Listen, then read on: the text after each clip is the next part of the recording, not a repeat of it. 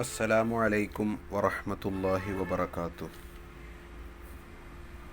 മർഹബൻ ബികുന്ന യാ ഫാളിലാത്ത് ഇലാ മർക്കസി തഅലീമിൽ ഇസ്ലാമി.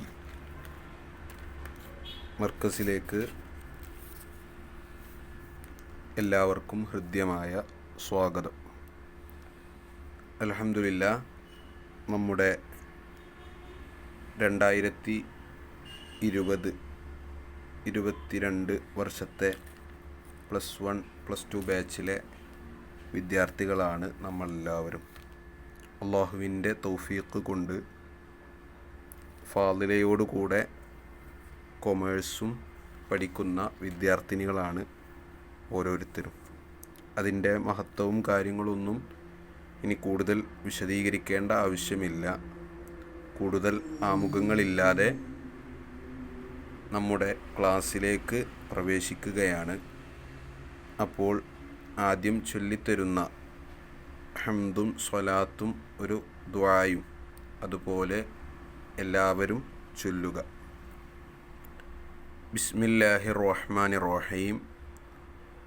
അൽഹംദുലില്ലാഹില്ലദീ അൻസല അലാ അബ്ദിഹിൽ ഖുർആന ഹുദല്ലിൽ മുത്തഖീൻ വ അർസല നബിയഹു മുബയ്യിനൻ ലഹു വറഹ്മത്തൻ ലിൽ ആലമീൻ വനുസല്ലി വനുസല്ലിമു അലൈഹി വഅലാ ആലിഹി വസഹ്ബിഹി അജ്മഈൻ. അല്ലാഹുമ്മ റബ്ബി യസ്സിർ വലാ തുഅസ്സിർ റബ്ബി സിദ്നാ ഇൽമൻ വഹിൽമൻ വഫഹ്മൻ വഅഖ്ലൻ വഹിഫ്ളൻ വഅദബൻ വഈമാനൻ കാമില. റബ്ബി തമ്മിം ബിൽ ഖൈരി വസ്സഅദ. അല്ലാഹുമ്മ റബ്ബനാ തഖബ്ബൽ മിന്നാ ഇന്നക അൻതസ് സമീഉൽ അലീം വതുബ് അലൈനാ ഇന്നക അൻതത് തവ്വാബുർ റഹീം. ആമീൻ ബിറഹ്മതിക യാ അർഹമർ റഹീമീൻ.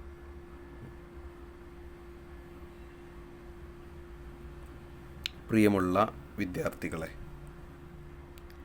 നമ്മൾ ഒരു ക്ലാസ് ആരംഭത്തിലാണ് ഉള്ളത്. നമുക്കറിയാം, നമ്മുടെ മുമ്പിലുള്ളത് നമുക്ക് സ്ക്രീനിൽ കാണാം. തഫ്സീറുൽ മുലഖസ് എന്നതാണ് നമ്മുടെ കിതാബിൻ്റെ പേര്. എന്ന് പറഞ്ഞാൽ ചുരുക്കപ്പെട്ട തഫ്സീർ എന്നതാണ് അതിൻ്റെ ഭാഷാർത്ഥം. തഫ്സീർ എന്നതുകൊണ്ട് നമ്മൾ മനസ്സിലാക്കേണ്ടത് പരിശുദ്ധമായ ഖുർആനിൻ്റെ വിശദീകരണമാണ്. നമ്മുടെ ബുദ്ധി കൊണ്ട് പരിശുദ്ധ ഖുർആൻ ഒരിക്കലും വ്യാഖ്യാനിക്കാൻ പാടില്ല. ഖുർആനിനെ നമ്മുടെ ബുദ്ധി കൊണ്ട് വ്യാഖ്യാനിക്കാൻ പാടില്ല. ആ ഖുർആനിനെ നമുക്ക് പണ്ഡിതന്മാർ വ്യാഖ്യാനിച്ച് തന്നിട്ടുണ്ട്. അവർ വ്യാഖ്യാനിച്ചത് ഹദീസ് കൊണ്ടും മറ്റൊക്കെയാണ്. അപ്പോൾ ആ വ്യാഖ്യാനിച്ച് തന്നതിനെ നമ്മൾ നോക്കിയിട്ടാണ് ഖുർആനിന് അർത്ഥം വെക്കുക. എന്ന് പറഞ്ഞാൽ നമുക്ക് ഓരോ ഭാഗങ്ങൾ, സൂറത്തുൽ ഫാത്തിഹയും അതുപോലെ നമുക്ക് ഖുർആനിലെ ആദ്യ ജുസ്ഉം ഒന്നാമത്തെ ജുസ്ഉമാണ് ബഖറ സൂറത്തിലെ ആദ്യ ഭാഗവുമാണ് നമുക്ക് ഈ വർഷം സിലബസിലുള്ളത്. അത് അർത്ഥം വെക്കുമ്പോൾ നമുക്കത് തഫ്സീർ എന്താണ് എന്ന് ബോധ്യപ്പെടും. 7 പാഠങ്ങളിലായിട്ടാണ് ഇതിനെ ക്രമീകരിച്ചിട്ടുള്ളത്. അപ്പോൾ അതൊക്കെ നമുക്ക് വരുമ്പോൾ മനസ്സിലാകും.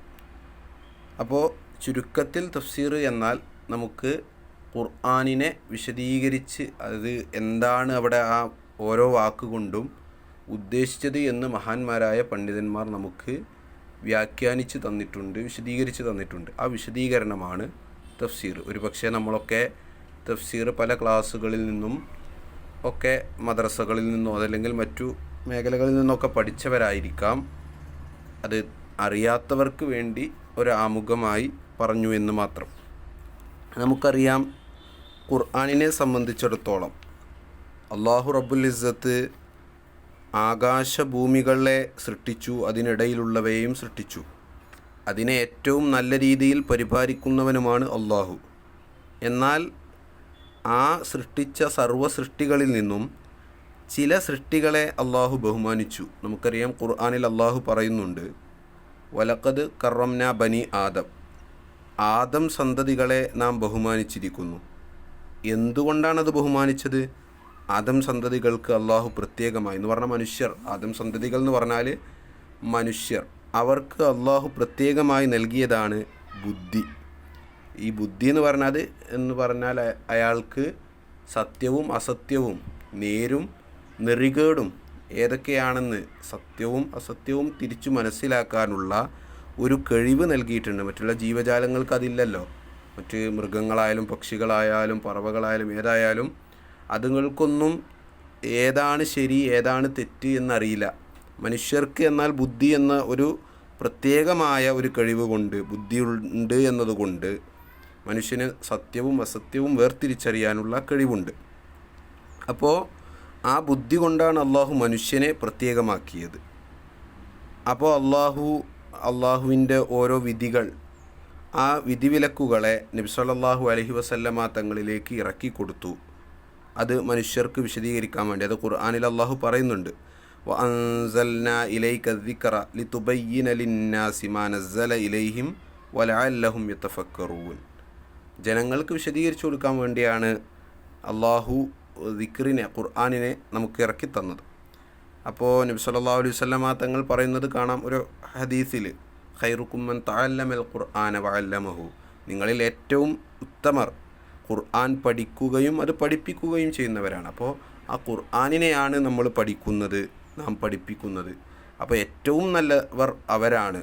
അപ്പോൾ അതുകൊണ്ട് ആ വിഭാഗത്തിലാണ് നമ്മൾ ഉൾപ്പെട്ടിട്ടുള്ളത്. അതുകൊണ്ട് നമ്മൾ കൂടുതൽ വിശദീകരിക്കല്ല, ആ ഖുർആനാണ് നമ്മൾ പഠിക്കുന്നത്. അതുകൊണ്ട് അതുമായി ബന്ധപ്പെട്ട നമ്മൾ ഖുർആനിൻ്റെ അർത്ഥം മാത്രമല്ല, ആശയം മാത്രമല്ല പഠിക്കുന്നത്, അതിൻ്റെ തജ്വീദിൻ്റെ നിയമം കൂടി നമ്മൾ ഇതിലോട് കൂടെ തന്നെ പഠിക്കും. അപ്പോൾ ഓരോ നിയമങ്ങൾ പറയുമ്പോൾ അതൊക്കെ നമ്മൾ രേഖപ്പെടുത്തി വെക്കുക.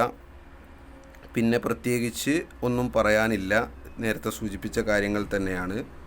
7 പാഠങ്ങളാണ് നമുക്ക് ഈ വർഷം പഠിക്കാനുള്ളത്. അത് ഓരോന്നും ഓരോ സമയങ്ങളിലായിട്ട് ഇൻഷാ അള്ളാഹ് എടുക്കാം. അപ്പോൾ ഇന്ന് കൂടുതലായിട്ട് ഒന്നും പറയുന്നില്ല, ഒരു ആമുഖം, എന്താണ് വിഷയം എന്ന് ഒന്ന് പരിചയപ്പെടുത്തുക എന്നുള്ളത് മാത്രമാണ് ഇന്ന് ചെയ്യുന്നത്. ഇൻഷാ അള്ളാഹ് അടുത്ത ദിവസങ്ങളിൽ ഓരോ ഭാഗങ്ങൾ നമുക്ക് ക്ലാസ് എടുക്കാം ഇൻഷാ അള്ളാഹ്. അള്ളാഹു റബ്ബുൽ ഇസ്സത്ത് നമുക്ക് എല്ലാം നല്ല നിലക്ക് പഠിക്കാനും പഠിച്ചതനുസരിച്ച് പ്രവർത്തിക്കാനുമുള്ള തൗഫീഖ് നൽകട്ടെ. ആമീൻ ബിറഹ്മതിക യാ അർഹമർ റഹീമീൻ. ഈ ഒരു രീതിയിലായതുകൊണ്ട് ഒരുപാട് പോരായ്മകൾ ചിലപ്പോൾ ഉണ്ടാവാൻ സാധ്യതയുണ്ട്. അപ്പോൾ അതൊക്കെ നിങ്ങൾ ഈ ഒരു രീതിയുടെ പോരായ്മയാണ് എന്ന് മനസ്സിലാക്കി, നേരിട്ട് മുമ്പിൽ ഇല്ലാത്തതിൻ്റെ ഒരുപാട് കുറവുകൾ ഉണ്ടാകും. അത് ചിലപ്പോൾ നിങ്ങൾക്ക് മനസ്സിലാകുന്ന വിഷയങ്ങളിലായിരിക്കും, അതല്ലെങ്കിൽ പറയുന്നതിൻ്റെ ഇടയിലുള്ള വാക്കുകളെ കിട്ടാത്ത രീതിയിലായിരിക്കും. അപ്പോൾ അതൊക്കെ അതല്ലെങ്കിൽ ബഹളങ്ങളായിരിക്കും, മറ്റു ഒക്കെ ആയിരിക്കാം. അപ്പോൾ അതൊക്കെ നിങ്ങൾ ഈ ഒരു സാഹചര്യത്തിൻ്റെ പ്രശ്നമാണെന്ന് മനസ്സിലാക്കി അതൊക്കെ സവിനയം പൊരുത്തപ്പെട്ട് തരിക. പിന്നെ എല്ലാവരും ഇത്തരം അവസ്ഥ നമ്മിൽ നിന്ന് ഒഴിവായി പോകാൻ വേണ്ടി പ്രത്യേകം ദുആ ചെയ്യുക. അപ്പോൾ കൂടുതൽ ഇന്ന് പറയുന്നില്ല. ഉസീക്കും ബിദ്ദുആ. അസ്സലാമു അലൈക്കും വറഹ്മത്തുള്ളാഹി വബറകാതുഹു.